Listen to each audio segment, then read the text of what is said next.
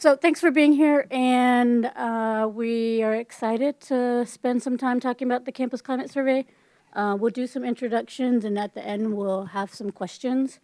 I just wanted to give a little bit of a preface to what this is. In kind of my last role, I'm new to Duke. I've been here for in 2 weeks. It'll be my 1 year anniversary.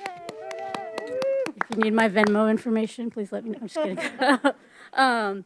And in my last role, I had the opportunity to work in St. Louis with community members, and often kind of what I heard from them was often WashU, which is my university that I worked at, would come in and research these towns, or would come in and say, we have expertise on this because we have researched this. And as I spent time listening to the community there, I found that they had their own expertise within their own community, and we just hadn't spent a lot of time listening to them. So as I've thought about that a lot as I've come into this work of how my job, and I spent really a lot of time in my first year thinking about how I listen to you all as students. And we have a lot of work to do. And I think we've done some good work with this team up here and some of our team in the audience. And so I'm hoping that today we'll spend some more time listening to y'all, but we'll also spend some time listening to what the survey has to say. And I often think about these times and how it can be, right, when we're talking about our own identities and the way that we show up in the world and the way that we navigate the world, it can be challenging, and it can be, none of us want to be just a statistic. And so I think about that a lot too, in the value of your lived experiences, my lived experiences, our lived experiences, and how we hold each other's humanity in the way that we do this work. And I'm reminded often, as I was thinking about today, was reminded of one of my favorite quotes from Dr. Martin Luther King. And I grew up in Atlanta, so I have a special love for, as did my friend here. She's my new favorite student, everybody. Reminded of this quote from Dr. King, and he writes, "Power without love is reckless and abusive, and love without power is sentimental and anemic.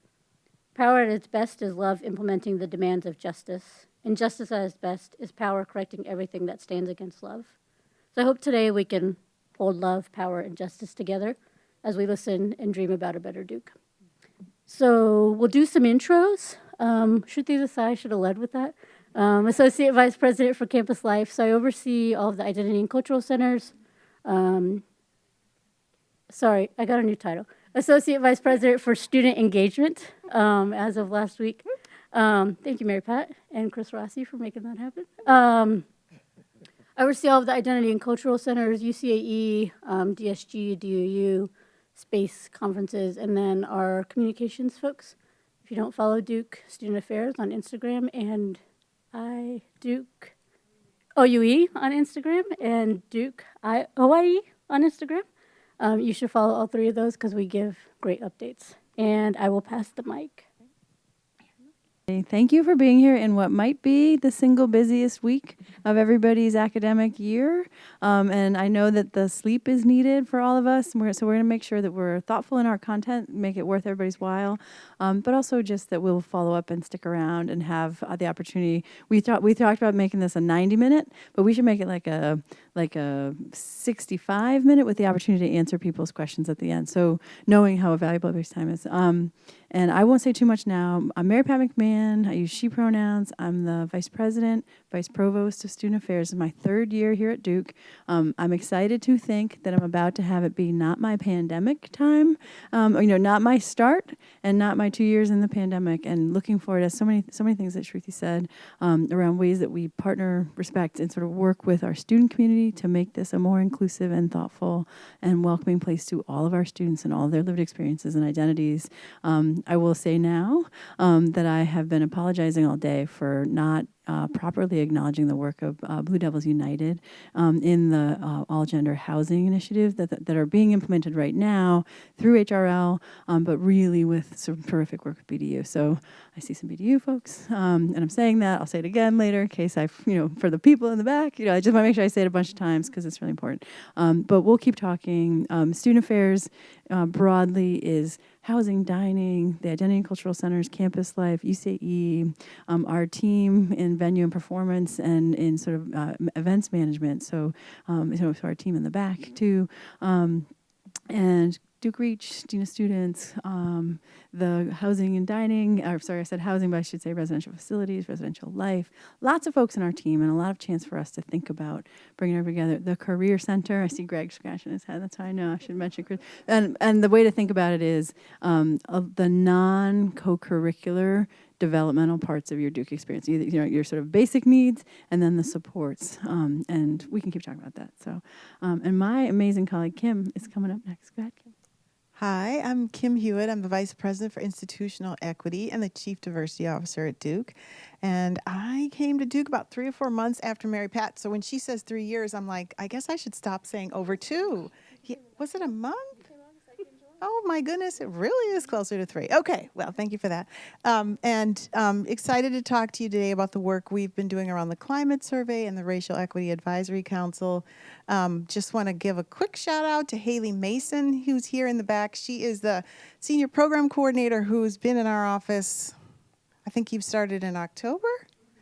And she's working very closely with us on the Racial Equity Advisory Council. Is really interested in student engagement and how we make sure students have a good experience connected to that work in particular and some of the other work in our office. So we have a team that responds to complaints of discrimination, harassment, sexual misconduct, and we also have some folks who work on DEI, education and support, and we're really thinking about how that work intersects with one another to be more supportive to the university community. So looking forward to hearing your reactions and talking with you about the survey, and we'll try to stay in the time and really want to make sure you have a chance to ask us some questions. So I will turn it to my colleague Abbas.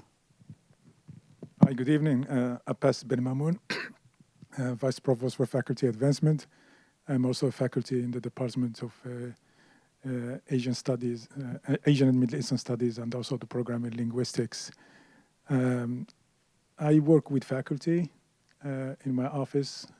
We are in the 5th year of the office. It's kind of a relatively new office here at Duke. And we support faculty hiring.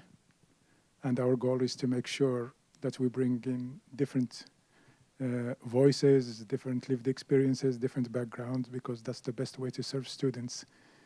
And we also work with development for the faculty, how to be better mentors, better teachers. So I feel like faculty development is really student development, is part of serving students and working with students. And I very much enjoy talking with students. I know Kieran and some of his friends came to meet with me and came yesterday, and we had a great conversation. So student voice is important to our office. So we are there to serve you. It has also been my privilege to work on racial equity with my colleague here, Kim Hewitt. I also would like to acknowledge David Jameson Drake from Institutional Research, who played a key role in the survey that we are going to talk about later.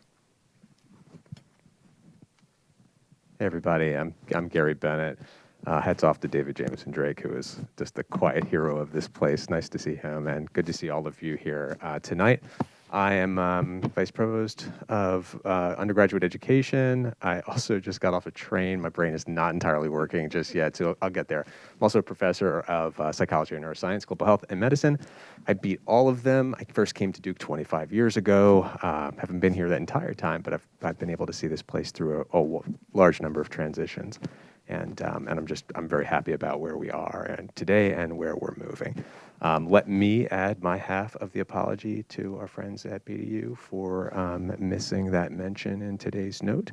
We will get that right, and our apologies. So thank you all for being so collegial in your interactions with us around that. That was our bad, and we'll do it better next time. I run OUE, Office of Undergraduate Education. Our new tagline is where academic excellence meets student life. How's that? Was that good? You like that? All right. Good job, Landy. All right. All right, so that is the Academic Resource Center, the Academic Advising Center, the Testing Center, OUE Research.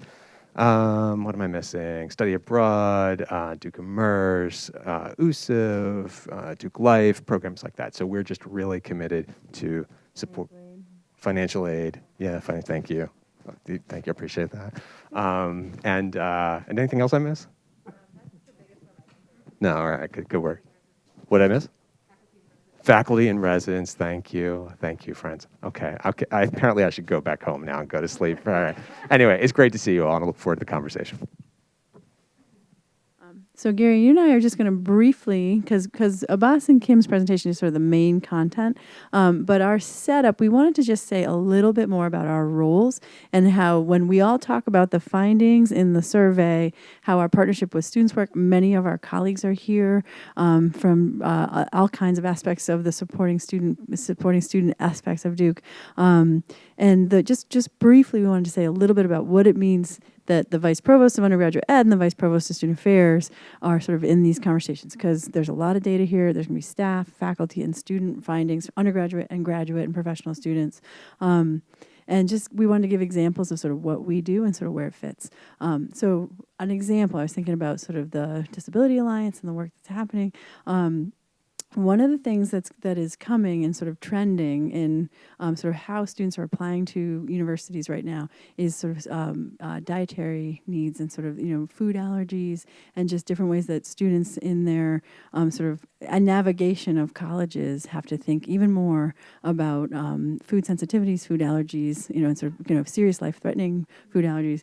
As we're thinking about what happens next in Duke Dining, we're thinking about how we can have a more inclusive campus for food and eating around this question of having more allergen-free, the top allergen-free. So the next thing we get at Duke, whatever it's going to be, wherever it's going to be, will be a place there's more sort of safer dining options for more of our students.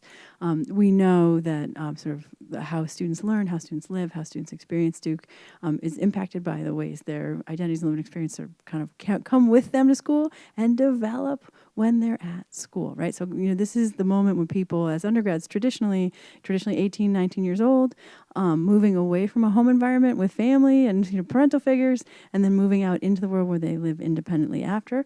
This is a unique moment in people's lives. I'm going to speak for myself, and I'm going to let Gary say whatever he wants to say, but the real privilege and value for us is working with students who come to this place and say, I want to see myself in this campus. We know a place that was built the way Duke was built and for whom it was built for, that's probably the wrong grammar, that there's a lot of work to do. There are things that have not been sort of holistically evaluated and thought about yet. And we know that impacts students who come here and say, I'm going to live here, I'm going to be a student here, but I don't know if I see myself everywhere. In Truthy's search process and hiring, I had a lot of conversations with students in DIA and students who were saying, how do we think about, when I look around the university campus, I don't see anybody who shares my identities, right? And we really think as we sort of have built out our teams about ways to make sure that the community that we build that supports our students in different. I see Donna started in the past year, and I see Angel's in his seat right now. And it's amazing, right? I'm not going to do that. I see everybody on the team, but our teams have been thinking about how do we work together. I'm going to stop talking in a second. The point I want to make is my job is to build teams in partnerships with students to anticipate who's coming to campus and how we make sure our campus is inclusive. There's a lot happening in the sort of questions around how new students are coming right now, how people are thinking about next year. Our amazing students at the LU did tons of work around BSAI, and then the COVID thing happened. Huge disappointment. Where we're not able to host in person for BSAI. And Gary and I have been thinking about how do we take the lessons of this, and I think Donna was helpful in us thinking about this too.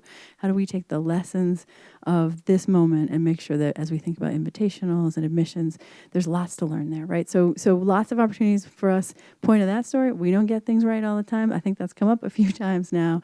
We want to be sort of in rooms where we have a chance to represent how students are experiencing Duke authentically and transparently, bring it back to students and student leaders, and then come back around and sort of watch are the ways that we can sort of navigate change. We have a lot, again, theme of the night. We have work to do, and we're here for it, and we just want to make sure that this is part of an ongoing conversation. A few students here are part of our multicultural caucus that has just gotten up and rolling with the idea of sort of regular cadence and contact with Dean Blackshear, with us, with many members of our colleagues' sort of leadership team, so that we can really be in conversation with students on a regular basis. So this is part of that.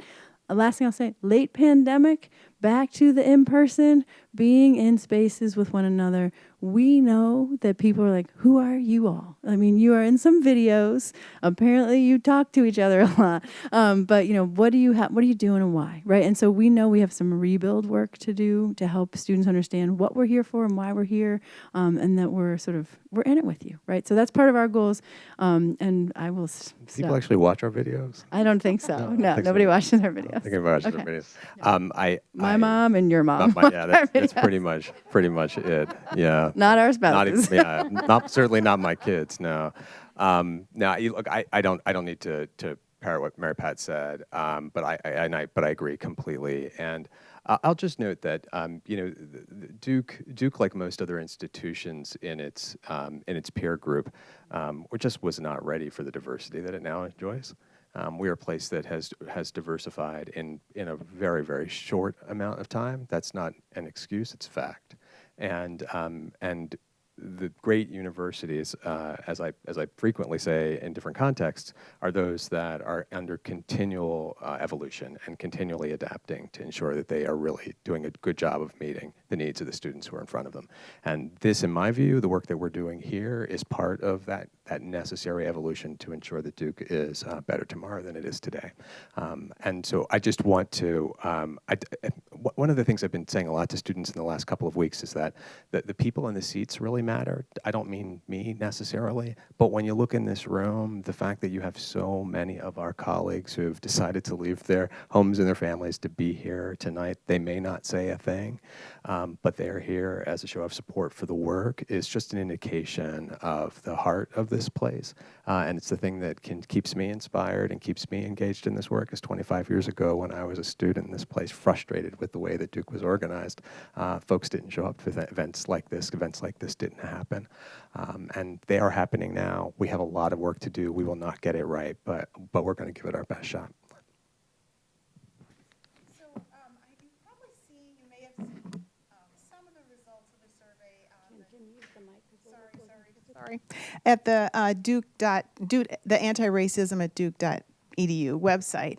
But we're going to share some of it will be duplicative of what's on the website. Some of it will be different.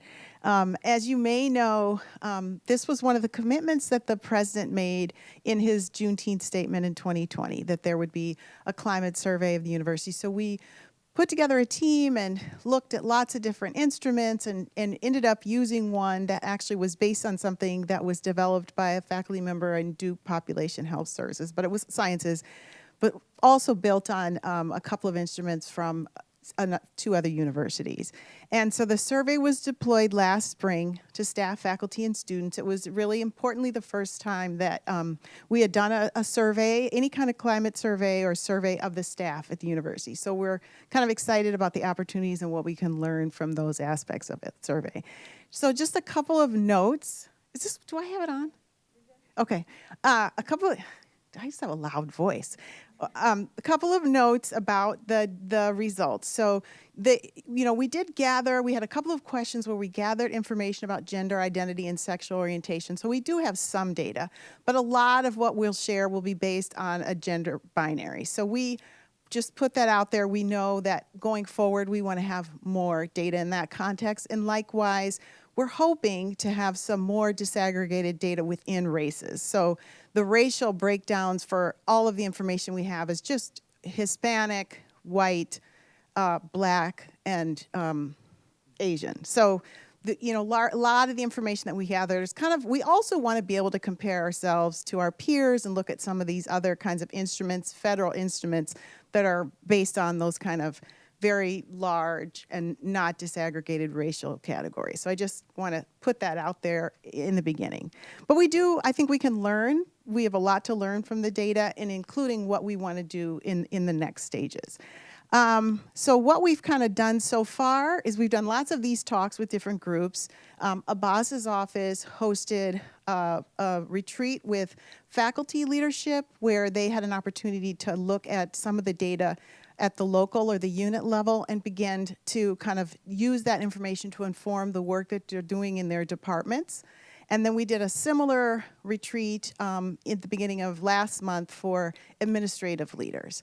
So we're going to kind of take the information that we've learned from evaluations that we learned in those 2 retreats to also help us inform what other support we need to provide to the university community as they look at these data and try to decide how is this going to help us advance our work. And then I'm going to talk a little bit, we're going to talk about the Racial Equity Advisory Council and really what that means specifically to how we are going to advance racial equity at Duke. The survey was really more broadly looking at diversity, equity, inclusion, and thinking about issues for all marginalized communities, which, the work around around marginalized communities that aren't racial communities really happens in all of our offices.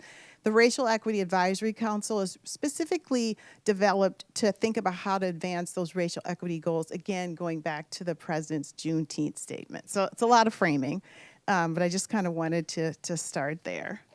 Section of the survey is it's divided into these 5 sections. The first section were questions about the perception of the overall institution. The next section asked questions about your perception of your own department or unit, and then it was individual or interpersonal questions. There were lots of questions about what kind of resources are most useful, and then there was a free text section where respondents were asked to share what they think Duke is doing well and where they think Duke needs to improve in terms of DEI. So we felt good about the staff response rate at 53%, 40% of faculty. We'd like to see that number be higher next time around, but there also was another faculty survey that had been deployed maybe 3 or 4 months before this one. So we recognize that as a challenge. And then I think our obvious goal the next time that we do this is try to increase student participation. And we've talked with some student groups, gotten some feedback that obviously the timing, I think in the spring was very difficult. We had some feedback, I think, with students at Bacoba about kind of the density of the survey. And then I think we definitely have the opportunity to work on a more robust kind of incentive structure. And would love to hear your thoughts on all of this, because a lot of it's been gathered anecdotally just in talking with different students.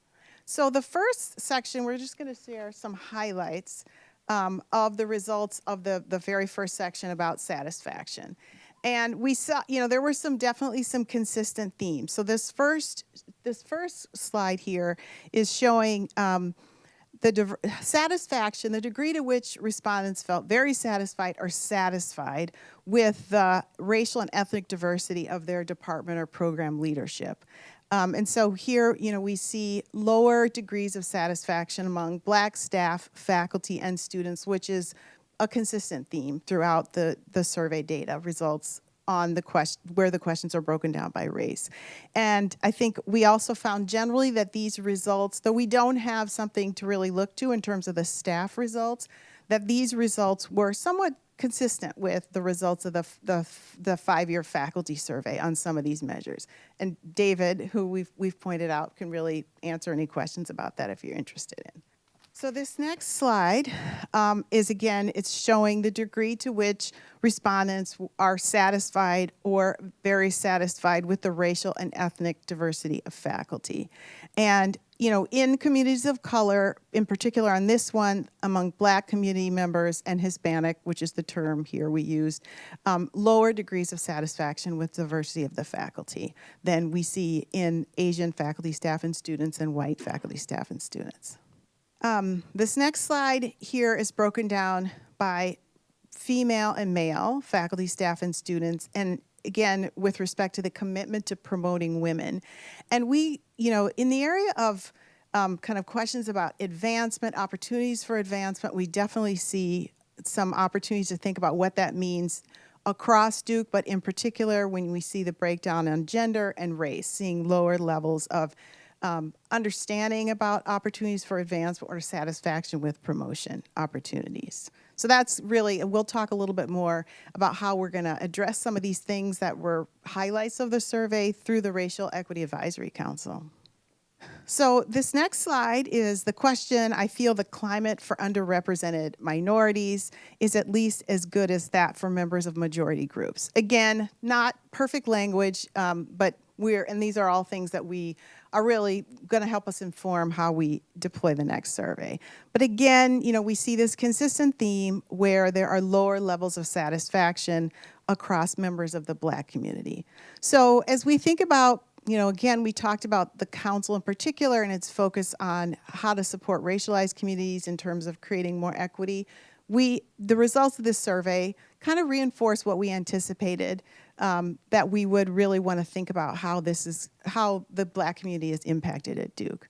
So, again, when we look at the same question with respect to men and women, we see lower levels of satisfaction or agreement with the statement, I feel the climate for women is at least as good as that for men, for across faculty, staff, and students as being lower for people who identify as women. So I mentioned that we did, in the beginning of the survey, there were a bunch of questions about sort of demographic information. And so we did ask a question about how you describe your gender identity and how would you describe your sexual orientation. And so based on those two questions, we looked at this same question about the climate for people who identify as LGBTQ+, whether or not it is least as good as those for people who identify as straight and cisgender. And so you can see on this graph that the agreement with that statement is lower for faculty, staff, and students who identify as LGBTQ or pansexual, and similarly for people who identify as transgender, questioning, genderqueer, or gender nonconforming. So the dynamic across these marginalized communities is similar on all of these questions. So I am going to pause and let Abbas now talk a little bit about the perceptions of equity within units or departments. So you probably are wondering when you're looking at those slides, thinking about how do these graphs reflect the findings across units. It is quite uneven. And we came mentioned earlier that we did a couple of retreats, one for academic units and one for administrative units. And there we looked at disaggregated data. So, and my voice doesn't care, so I can understand. So we have been also sharing disaggregated data with units, with departments and with schools, and David's office, David Jameson Drake, of institutional research has been working with units on getting access to disaggregated data, actionable data, so that we can actually get working with units and addressing the issues that we are seeing. So, so this is what you are seeing here. This is more high level. So there is still a lot of data to look at. So this one is about comfort that people have expressing their views. And you see it is quite uneven, but frankly, I am a faculty, and the currency of university is debate, is conversation, is discussion. This is how we get to the truth or try to approximate the truth. And so these numbers should not be satisfactory across groups, actually, for all of us. So we need to do better on this one here to make sure that everybody feels comfortable expressing their views in a respectful, professional context.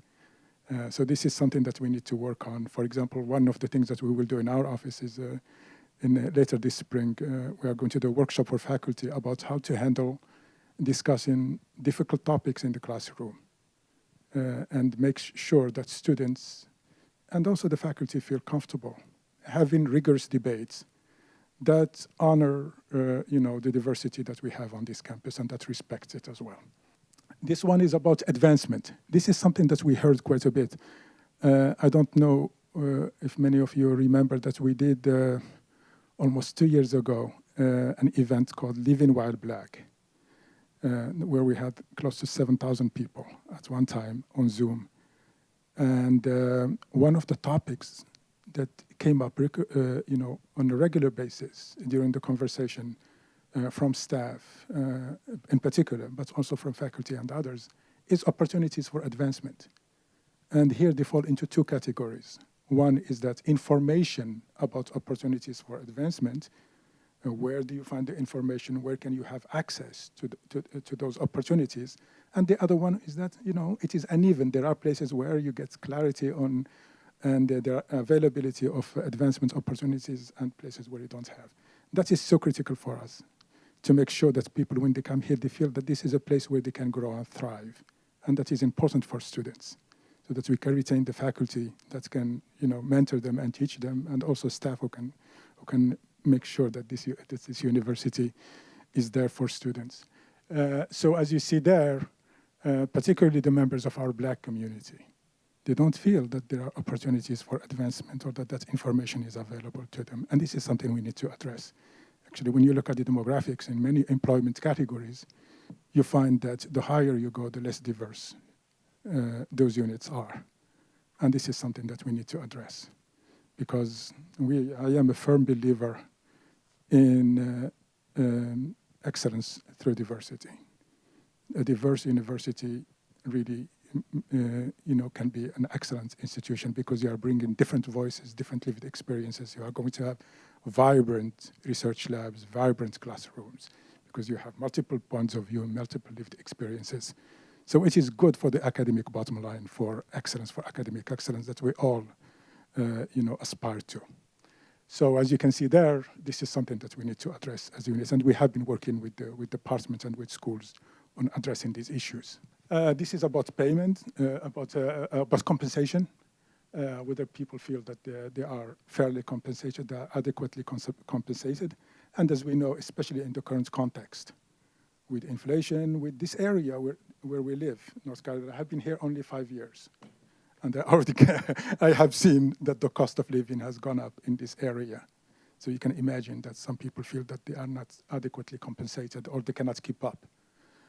So this is, in addition to, just for fairness sake, this is something that we need to look at seriously, but also for pragmatic reasons, in order to retain the best talent at this university, which is critical for students. We need to make sure that we look at compensation on a regular basis, and we address inequities across different lines: gender identity, racial identity, ethnic identity, to make sure that we are compensating our people fairly. But if you see there, you feel that there are clearly discrepancies between groups in terms of perception about the fairness of our compensation system here at Duke. So this is about microaggression, and I am sure that this is for students. These data are not surprising. It's not really. It's not something that we can accept. So this is, again, microaggressions fall into two categories. There are the microaggressions that are unintentional. I had a great conversation yesterday with students about gender identity in the classroom. And, there are people who intentionally try to marginalize different groups or different individuals. And there are people who just they need some education, they need some awareness, and there is some tools to make sure that the learning and research spaces are inclusive. So again, this is something that we need to address. If you don't feel welcome, you are not going to take full advantage of the learning opportunities that are available here. So we need to make sure that we treat each other with respect. Some people say as well, just people have to develop a tough skin and deal with these issues. Well, no, we need to make sure that everybody feels welcome. We can still have vigorous debates. We can still, go up against each other and challenge ideas, but we can do that in a respectful manner that honors the humanity of every one of us here at Duke. So as you can see here, there are, again, large number of microaggressions that we need to look at. By the way, when this survey came out, when we released the results of the survey, they came right the day after Stanford also released its survey results. And when you look at the microaggressions, they almost are the same. It's kind of, the rate is almost the same. So again, we need to make sure that we take steps to address this through education and through actions when those microaggressions are because of willful intent, where people really are trying to marginalize a particular individual or a particular group. So again, this is a question that was for people: have you experienced microaggressions. And you can see here, again, there are members of our community, particularly the black members of our community. Well, that's, and if you look at this, just reflect on it, just what it does to individuals in terms of their ability to take full advantage of the opportunities available here at Duke, in our community here at Duke. So again, this is on all of us as individuals to make sure that we validate the humanity of each one of us here and their right to be here at Duke as students to take full advantage of the educational opportunities that are available. This one is that, about the impact, something that I was talking about earlier, just the impact of microaggressions on productivity. Okay, so again, as you can see that there is that impact, particularly in the members of our black community. Things that we need, once you disaggregate this at the local level, that's when you can start thinking about actions that you can take at that local level, at the department level and at the school level. So in terms of microaggressions, the main categories here that surfaced from the survey, as you can see, there is the sex, and there is racial and ethnic identity, and age as well. Microaggressions along, age. So again, but you can see in terms of gender and sex, that was quite a large number. We also asked people about resources that could be most useful to them. And this was quite interesting. And I don't think it is only COVID, because, as you remember, COVID really, we thrive as a university on community, on the opportunities to be in the same space with each other. And COVID really disrupted that, but that was not the only reason. But as you can see, there are people really want to be in the same space with the other, to be in community with others. So opportunities for interaction between members of departments, of schools, people really miss that, and they would like to see more of that. So this is, again, where local leaders can develop programs, can come up with the avenues for people to be together, interact with each other, get to know each other. Because when you get to know each other, you need to collaborate. Then you feel that your success is also dependent on the success of other people as well, and that's a great way to promote that sense of community and interdependence. But again, when you disaggregate that, you might end up with different results along ethnic and racial lines, and we did see that when we unpacked this data a little bit. Active learning opportunities, we saw that. Workshops, I know some people have mixed feelings about workshops. I do a lot of workshops in my office, and I hear about that. Some people say, oh, it's great. Some people say, I can't, you owe me 1 hour. Seminar series, some people appreciate that. Book clubs. Some people enjoy being, together with our groups, discussing a book around a particular topic. And mediation, resolving problems through conversation mediated by people who have expertise in those areas. This one is about, some ranking areas where we need to pay attention. We need to devote resources and effort. And I'm not surprised that everybody thinks that we need to do better on recruitment and hiring. So this, on all of us here, on the faculty hiring front, on staff hiring front, on recruitment of people, making sure that our recruitment efforts are inclusive and equitable, so that we can, recruit diverse faculty, which would be great for our students. So you can see that there, that students would like to see more diversity in hiring, the same thing with faculty and staff. And then you get students want to see accountability. And I agree, thank you for giving that top priority here. Because it is important, we need to be accountable for each other to make sure that we, when we commit to something, that we actually do it. And we communicate that to you. And we are honest with you when we fall short, or when we think we need to change course, that we are transparent with you about that.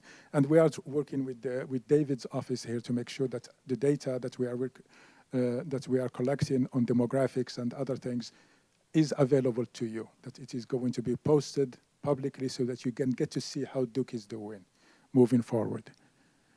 And you can look at the rest at your leisure. But and this data is also available on the anti-racism website and the survey website. And we can follow up with the links to those resources.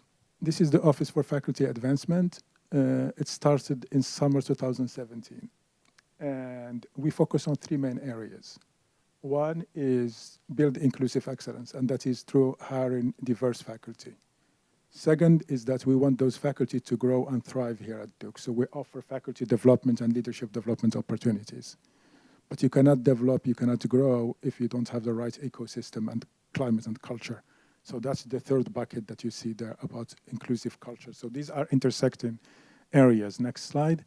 So just to share with you something that we do, we started a series of workshops for search committees. So every search committee, faculty search committee, goes through some training about how to do an inclusive search. We are not here trying to determine outcome, but making sure that the process is equitable, that you reach out to as many people as possible, and you conduct a fair search, and you treat candidates properly. And then you hire the best among those candidates. So we offer workshops. For example, in fall 2021, we offered 5 workshops and we have 129, which means that we touched a large number of search committees. This one shows you the progress that we are making on faculty hiring, particularly the hiring here of black faculty, for example. But we have data on different demographic groups. As you can see there, it is slow progress, but we are making some progress. It is painfully slow here, this kind of progress, but we are making progress. For example, just to give you an idea, when you look at Trinity, at the campus side, in my office we work with the campus side, not medical school or the health system. On the campus side, between 2017 and fall 2021, we went from 67 black faculty to 90 black faculty. So we had over 20% increase, close to 30% increase of the faculty. That's not where we want to be. We need to do much better, but we have a foundation to build on. Now, one challenge for us is to make sure that we retain these faculty. We retain all the great faculty, that we keep them here, because the competition for top talent is very tough. And so we need to make sure that we treat them well, that we compensate them well, that they have the opportunities to grow and thrive here at Duke. And they feel that this is the place for them, because that is really important for you as students. So I'm going to go very fast. This is just, again, same data here about faculty housed by race. We also offer faculty development opportunities. So these are some of the workshops that we offer for faculty. Students do not get to see this, but we spend a lot of time with faculty about how to have an inclusive classroom, how to run a lab in an inclusive manner, how to grow and thrive as a faculty member. So these are some of the workshops that we do. We also do work with academic leaders, because you cannot really hire and develop top faculty without having intentional leaders who are paying attention to that, who see the faculty as their competitive edge, that they need to recruit the best faculty and hold on to them. So we work with academic leaders as well. We do some workshops for them, and we develop some resources for them. We also offer some seed grants, and that is to pilot some ideas at the local level, and then see experiments so that we can scale or we can change course when something is not working. So all this information is on our website, so you can check it out, and we can follow up with these slides. Actually, I'd be happy to send them to you if you are interested in them. This is something that, thanks to support from the Duke Endowment, we got support to the research on issues around race. So last year, we funded a number of proposals led by Duke faculty on race and the racism and the history of the American South. This year, this cycle, in this cycle here, it's about racial inequality. And we got a great number of proposals and you will hear about the results of this round in April. That's when the results will be announced. But again, we are also looking at this, doing research on these topics, on these issues. So I am done, I think. There are some questions from Shruti, I think. So we've been talking at y'all a lot. So open to questions, and we are going to ask that you use the mic because we are recording it, so folks can watch it later if they have. My dear friends Chris Rossi and Greg have mics, so they'll come to you if you want to raise your hand. Hi, I'm Alexis. So I noticed in looking at the data that there's a lot of correlation between the sentiments of Black faculty and Black students. But as a Black student, I don't think that I've necessarily heard like that in conversation in very formal ways at this institutional level. And I think that it could be helpful or fruitful to be able to have those conversations. So is that something that's being discussed, is like allowing those sorts of conversations to happen so that a greater community forms? Is that something that's been considered based on the data that we've seen?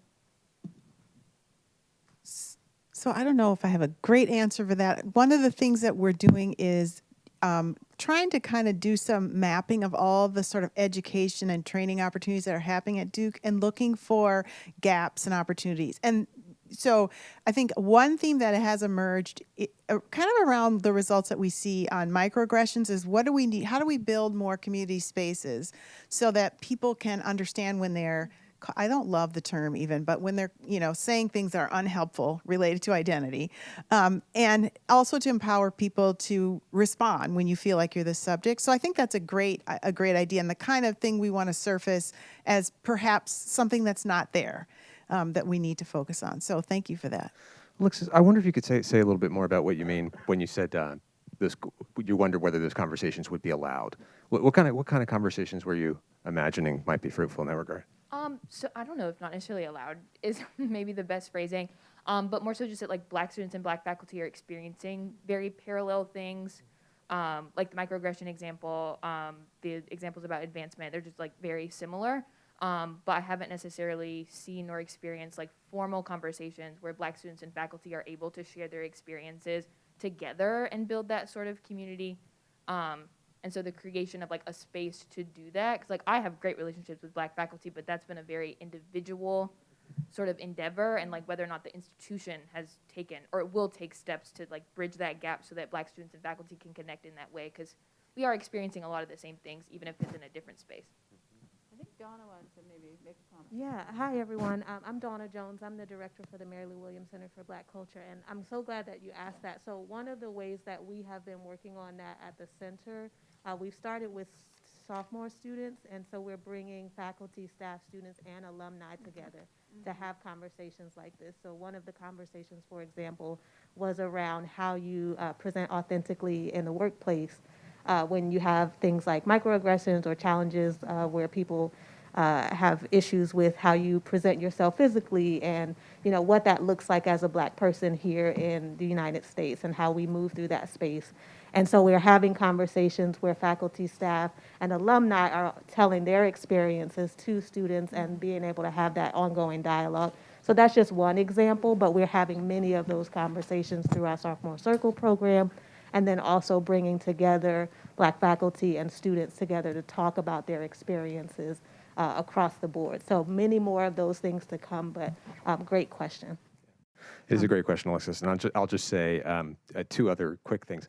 One of the reasons that you see, I think, some similarity between the reported experiences of Black faculty and Black students is because Black people are experiencing very similar things with respect to microaggressions. And in fact, the microaggression data that we have here at Duke mirror what you see at the population level outside of Duke as well. And so, we have a challenge with microaggressions in American society, and that doesn't let Duke off the hook. We should be better for all the reasons that Abbas said, but this is a widespread concern. I'll note PCOBA also as another venue that where there are active discussions at various levels of the Black community. But I have to say that my strong suggestion to any Black students who want to engage with Black faculty about their experiences is to take Black faculty out for a flunch, a vLearn, go to office hours, just spend some time engaging one-to-one. I think you would find most of us to be very, very open to that kind of conversation. I'll just mention that there's some great work happening with HULA, which is our Latinx Alumni Association, with Dean Ramos, our new School of Nursing Dean, Claribel Peguero from Alumni Relations, and Mahente, and sort of thinking about ways that our Latinx student community can connect to our Latinx alumni and faculty community as well. So just sort of a parallel conversation happening there. Just, I don't know, do you heard of the Black Think Tank? There's a, it's a great resource. And I know that the leaders of the Black Think Tank, Gustavo Silva and his colleagues, are interested in creating a space for students as well and places to have those conversations. We also, through my office, there is a fantastic group of Black faculty who get together, the writing group. They meet every week, they write together, they do retreats together. So this is something that probably will bring to their attention about if there is opportunity for them to interact with students as well. That's a really good question. Thank you for that. Hello, I'm Caroline Salzman. I'm a senior. And I just want to first say thank you for having this. I'm sad there's not more students here, but like of the 4 years I've been here, I've never had an event like this. So it's like really great to be in front of you guys and actually get to speak with you guys face to face. And I don't really have a question, just more of like a senior statement and probably like a challenge, because you guys spoke about like ever-going growth and always wanting to improve. And I just wanted to share some of my experiences. And also thank you for presenting this data. I think it's always good to have that data behind like what we're all feeling, but actually to see the data of that is very important. So also thank you for presenting that. It just so happened that I was with a group of female identifying students yesterday, and we had a very open and candid conversation. And basically what it led down to is that we really appreciate the work that you guys are doing for the future students that come in, but sometimes it feels that the current students that are here don't get the support that was maybe like promised to them when they came. And especially like I was a FAC, so I was like, I could rattle off the list of resources that you would do, and I could like match like problem with solution as a FAC, and like had all the buzzwords and was taught all the buzzwords to say. But in hearing everyone's stories that were shared, it was an overwhelming majority found that the resources addressing like mental health in the Women's Center were just non-supportive, and like the Women's Center wasn't getting back for like a week on certain issues, and the CAPS wasn't getting back on a month on certain issues. And then even a couple of people who had like, there's a peer health class that's going on, and someone was assigned the Women's Center as like their resource to research and had to give a presentation a week later, and she couldn't even contact them in that time to give the presentation. Like no one would get back to her in that time, so she couldn't even like present on her own schoolwork. So I would just challenge to focus on the students here and supporting them. And I know that the resources exist and they are like well publicized, but I just don't feel that they're well backed. And it's a very common thing. And I had no personal experience with it. I was just overwhelmed by the like majority that was spoken to me last night, and then I got an email about this morning and just like felt that it was important for me to share. So that is my challenge, to just support the students that are currently here, because it takes a lot to reach out for those resources, and then when you have that courage, it's just like hard if that support isn't there. So. Oh my gosh, Carolyn, I just thank you for saying your piece and for sharing the perspective of many other students. It should not be the case that we can say, hey, we got all these amazing resources at a place, but then when people go to access those resources, there's not a callback or a sort of person or sort of that support there. So I just want to sort of validate and say thank you for naming those things and the sort of challenge that we know that we have, which is around sort of keeping ourselves fully staffed. The Great Resignation is a real thing for us right now here at Duke, and sort of, ways that we can make sure that our frontline teams are prepared and ready. But then there's this other kernel of what you're talking about, which is the experiences that people are talking about having about getting support, and then the experiences that they're having around where they need the support. And we really need to invest in both areas, right? So both in the sort of someone there for you and the intervention side at a moment when you need support, and then a sort of broader climate effort at Duke to prevent those things from happening. And again, sort of to Gary's point, we should be better than the national data. We should be better than what the typical college and university is. And we do have real work to do in this space. Kim and I have been co-chairing the SAIL committee around sexual misconduct, as we're working with student partners there. We're really happy because I think we're moving. I don't know if this is broadcast news just yet, but we've been trying to get Duke's data to mirror national data because we haven't been able to measure what's happening. But I'm walking away from the point you made, which is real people, real experiences right now at this university. Nobody walked in to come to this tonight because they thought everything was perfect at Duke, right? None of our colleagues, we have so many colleagues here who spend so much of their time working on these things. And then the students that are here, we need to do this. So I'm just going to lift up what you're saying and say, yes, thank you for saying it. Thank you for holding us accountable. And we have real need right here. So thank you. Yeah, I would. Is this on? Okay. I appreciate you sharing that, Caroline. And it's sad to me that you do have to share that, right? That we're still sharing these stories and people are still being impacted in these really profound ways. And it's one of the things that before I even took the job, Mary Pat was talking to me about of like, we have to figure out what to do with the Women's Center and gender violence. And it's a common, sadly, a common thing across universities. And I know Dean Blackshear's and working on getting more clinical staff positions posted because the demand that we're seeing there is just unbelievable. And so it's definitely a need, and it's one that's on our radar. And if we don't do the work to prevent some of these things from happening, we're never going to be able to keep up with kind of the clinical needs. So I appreciate, and it's on our radar. It doesn't make it any better, but thank you for talking about it. Hello. My throat. Hi, I'm Jada. I'm a sophomore, and I'm just really curious about the faculty and staff data because I know obviously there are disparities, right, in terms of marginalized identities with employment, but some data that I didn't see here was about like retainment. And I don't really know if there's data available for that, or at least for like everyone else to see.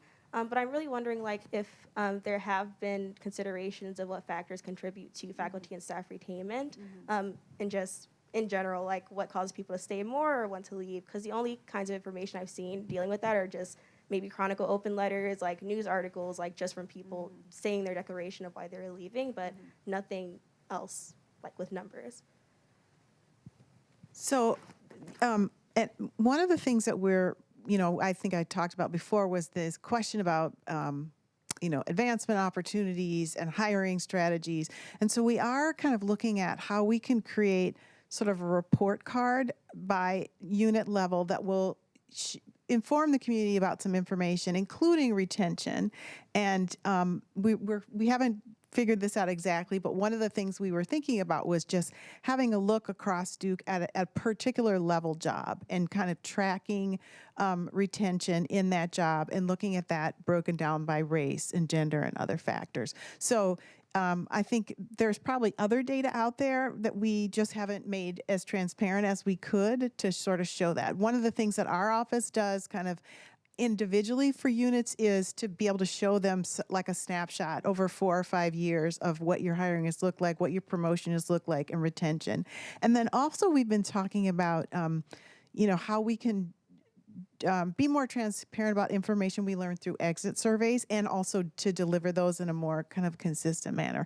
So in our, I was going to talk a little bit about the way we've broken down this Racial Equity Advisory Council, but we have this one subcommittee that's really looking at those issues critically. So just to add to what Kim said, with regards to the faculty, we do have that data, and David is here. We do have data on retention. the fact that we are making progress, the numbers, you see that the numbers are increasing, the numbers of underrepresented faculty. That means that we are hiring people and that we are retaining them. Now, there are clearly issues there. There may be some retention issues in some programs, and we need to look at that, for example. And the way you do that, and we need to do better at it, and so this is why I'm raising it, is through exit interviews, climate interviews that are on a regular basis, so to gauge people's sentiment about their units, and then to sit down with them, with some people, and do focus groups and all that to see why people decide to come here and why they decided to stay here, and some of them why they decided to leave here and go to another place, because it is not easy to pack and move. We want to make sure that people don't, do not do that for reasons of climate or culture. It could be some other reasons, personal reasons or things like that. But we want to make sure that we retain people. Otherwise, you'll end up just treading water. You bring in people and then they leave. And that's not great for anybody, it's particularly for our students, because to have that kind of faculty stability is so critical for the institution. I had some data actually on retention, but I didn't put it because we don't have a lot of time. But we can certainly share that with you. But we need more data in the sense of having those conversations with faculty who decide to leave. Before coming to Duke, I used to do this in my previous institution. I would reach out to faculty who decided to leave and sit down with them and talk with them privately about why they decided to leave the institution. And I think that information is so critical. And then I would go back to the chairs and to the deans and say, here's why some of your faculty decided to leave. Another piece of data that was not in your question, but it is data that we will be looking at within the Racial Equity Council, and that is years in a rank. For example, when you look at the faculty, you have 3 ranks. You have assistant professors, you have associate professors, and then you have full professors. And within the full professors, you have other things like distinguished and all that. But there are 3 main categories. So there are sometimes faculty who stay in a rank at the associate level. At the assistant level, especially tenure track, you cannot stay in rank forever because there is a clock. But within the associate level, it's quite uneven. There are faculty who move on very fast, but then there are faculty who stay in rank for a while. And when you look at it, you find that, in fact, it falls around gender identity basis and also around maybe also ethnic and racial basis. And that is an area where you need to do much better. So we will be working with David here to collect the data and work with units to address that. So retention, but also advancement within the ranks.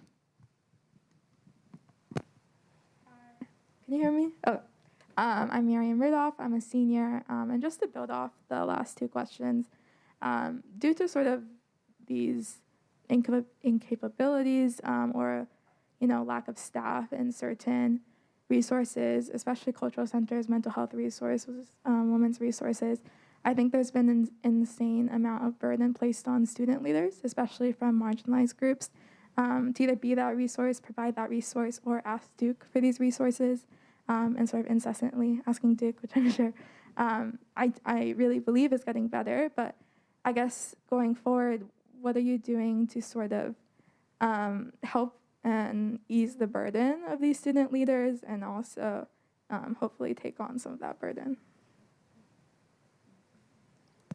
Yeah, I appreciate that question. I was just talking with Sophia from Mi Gente about this exact thing. I think that's part of why we created the Multicultural Caucus, because when I've talked to student leaders, a lot of you all are fighting and asking for the same things, but you're not talking across kind of groups and identities.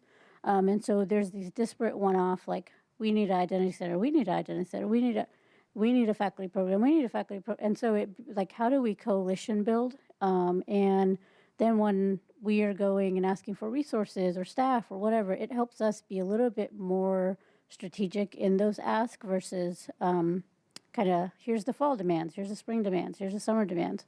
I think the collaboration will really help us understand better what the priorities are and what will make the most impact with the sense of belonging, microaggressions and things on campus, right? I think when we're getting 15 to 20 to 30 demands kind of annually, it's challenging to be like, okay, is it an academic program that would make the most impact? Is it hiring or giving another staff member in CMA? Is it a scholarship fund? Is it So I think that's for us would be really helpful in like how we build coalition and how we build community across identities. I think the other piece is we haven't, Gary said this at the top of, the diversity of our students has increased more rapidly than our ecosystem has been able to keep up with, right? And so I think we have had a lot of intentional conversations about what is staffing, who do we need to be hiring, who's missing, and this data tells us that pretty clearly. And then I think the other piece that we've not mentioned tonight is how do we invest in are kind of the folks who hold dominant identities on this campus, right? To help them dismantle, unlearn, relearn the ways that we are all perpetuating. I hold my own dominant identities. The way that we are all perpetuating kind of the systems that we are not, that we hold dominance in. And so really trying to think about what is our strategy around that and how do we do that. I don't know, folks may have pieces to add here. But. We meant that made me think about. We did a retreat that we mentioned with administrative leaders, and Abaz's colleague took some of the data and really looked at the priorities when looking at that list of resources and what people need for communities of color and white community, and they were very different. So some of the need for community engagement was much higher for non-marginalized communities, and then the communities of color were asking more. Their priorities were around accountability and transparency. So that's just another thing we're kind of thinking about as we look. When we look at the broad data, we see one thing, but the disaggregated data sometimes tells us a different story in terms. So anyway, I just wanted to add that. I just make one sort of point. Miriam, thank you for this really important question. So one of the biggest things that's happened at Duke in the past 100 years is QuadX. And I know sometimes people are like, oh, QuadX, whatever. QuadX is the system that will replace right now the way students have a home at Duke over 4 years. And the system that we had was one where oftentimes our most dominant identity and most privileged students went first and got the best every single time. And I think it sort of set up a system across university for a long time where sort of it left students who carried marginalized identities, who sort of didn't sort of ascribe or want to be sort of like defined by that housing system. It was great in the first semester on East, and then it quickly, I'm looking at people who have been here longer than I have, and then quickly went to a system where it was a scarcity structure, right? And so thinking about ways right now, I've had so many conversations with first years in the past couple of weeks around the experience of sort of, maybe trying to join an organization, maybe not, feeling like it's understanding that whether or not they're in that group next year is not tied to where they're going to live. And it's not directly tied in, but it is part of this sort of really key piece about working with our, dominant identity students and sort of working with students for whom they're not waking up every day thinking about the inequities on our campus, right? So QuadX allows us to really think about lots of different pieces of that.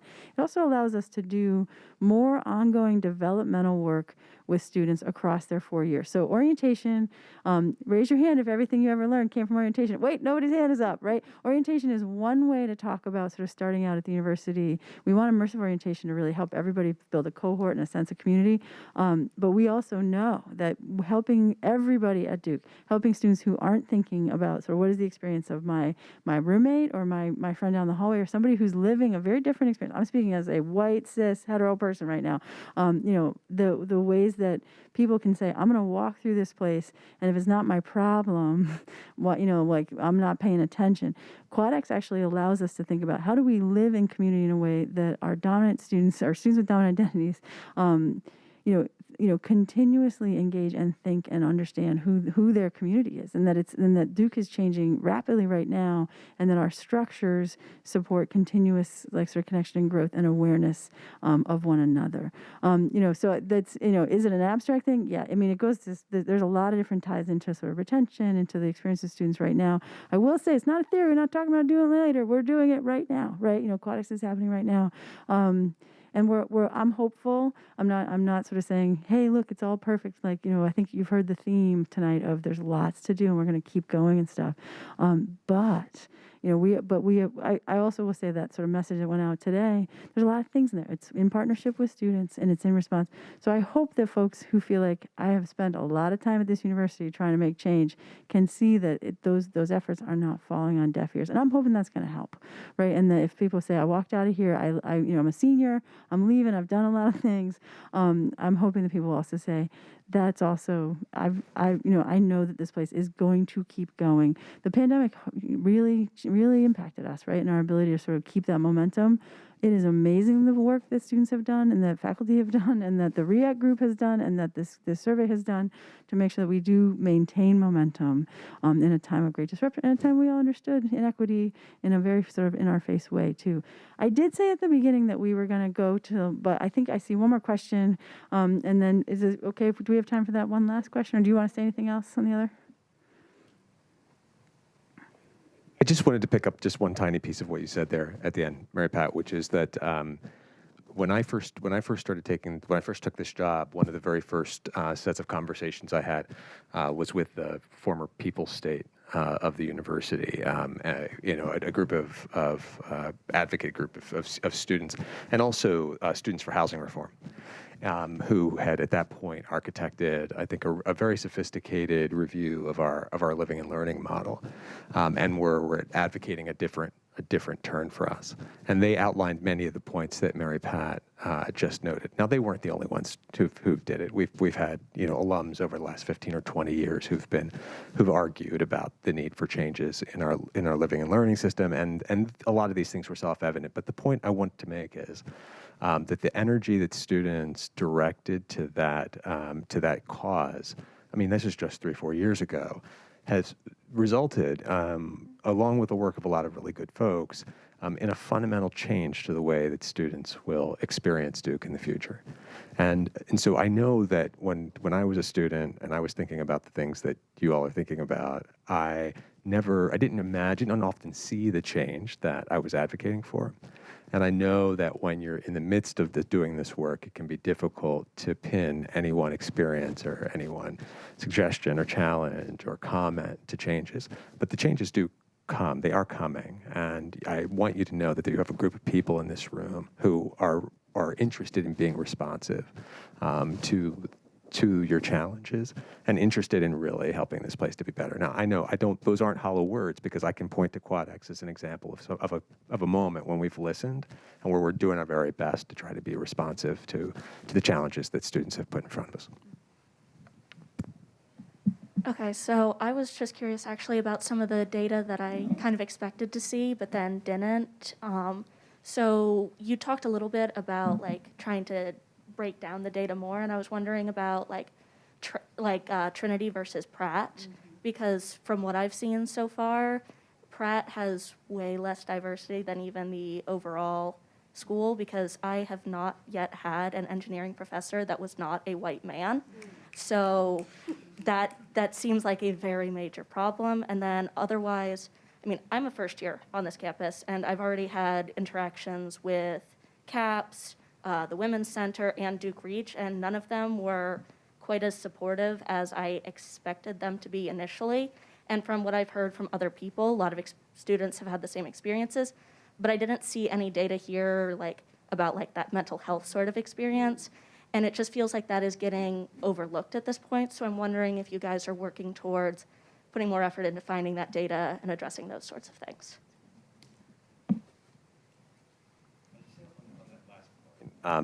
One of the we have that you didn't see the data doesn't mean that the data don't exist. We have plenty of those data, and the one of the biggest changes that's happened here, I'd say, in just the last 3 years is the degree to which we are much more data driven in our decision making.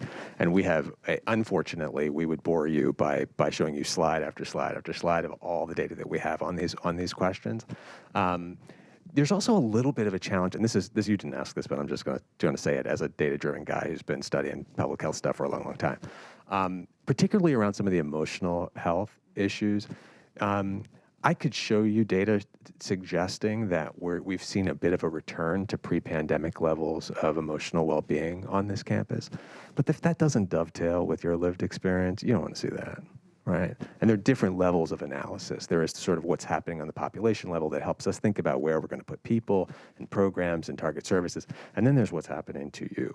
And those are different things. So sometimes when you don't see us bring out reams and reams and reams of slide decks showing you data, it's because we want to be more respectful to the lived experience of the people who are sitting in the room. But don't imagine for a moment that we don't have the data and that we're not looking at it. We wouldn't be doing our jobs if we didn't. Yeah, we have had a couple of really good mental health town halls in the past few years. DSG's been partnering with us on that, so different pieces. And so I might suggest too that we think about an opportunity for more of sort of a conversation, because it's a theme throughout this evening. So I know the Pratt piece probably. I don't know who wants to address the Pratt part. Oh, all I was going to say in terms of like the school and department level data, so we have made that available to like the leadership and the schools and the units, and we came together with them to begin to kind of unpack it at that level. We haven't made a decision, and we're sort of leaving it up to the leadership of each of these different, the schools and the individual units to decide their sort of plan for sharing that information. About the unevenness of faculty demographics, let's say, particularly in STEM areas. But I can tell you that this is really a priority for the university, and I personally have worked with the Pratt, try to address that. They have done a decent job over the last couple of years hiring some underrepresented faculty, but that's not really in the air enough, I think. But that data is available, and units usually work with David Jameson Drake's office to get data and trend lines over, they can go, David, up to 20 years if we want to. But we have data over year over year, so that people can see where how we are doing on faculty hiring in STEM disciplines. Last question right here. I think it goes on like once you start talking. So, yeah. Sorry. There you go. So my name's Emma, also a senior. And so with my question, I think two things to acknowledge first. I think one, obviously in 2 months we will not be here. So any changes we won't necessarily realize. I think a second thing, obviously, I recognize that undergrads are not the only concern of Duke. And, you consider grad programs, you consider the hospital, you consider faculty. And obviously faculty is a really big part of this conversation. I think one of the questions I have, just because I think this is something I've spent essentially 4 years not really understanding, is we talk about Duke, and I think being a fac as well, we talk about all these things. And in some ways, I think the fact that there are, thousands of different things and resources, as someone who has a short to-do list, and I like getting things done, that is very overwhelming.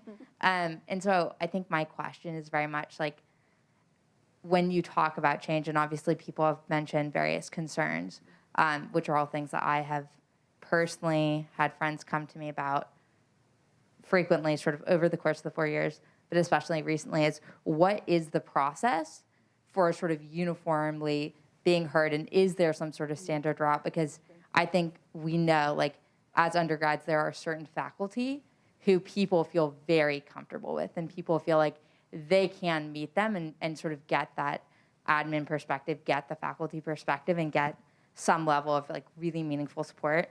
But I think it's hard to know what that process is, because obviously, there's less than 10 students here, which is, less than 1% of the undergrad population.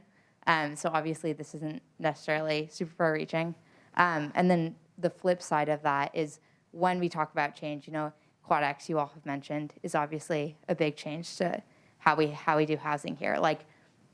Students get that email of next year for first years, you will be living here. And that's great that they know it at the end, but I think from having friends who've actually been able to be a part of faculty hire interviews and feeling that was such a powerful role for them, and they felt like they had this really meaningful say.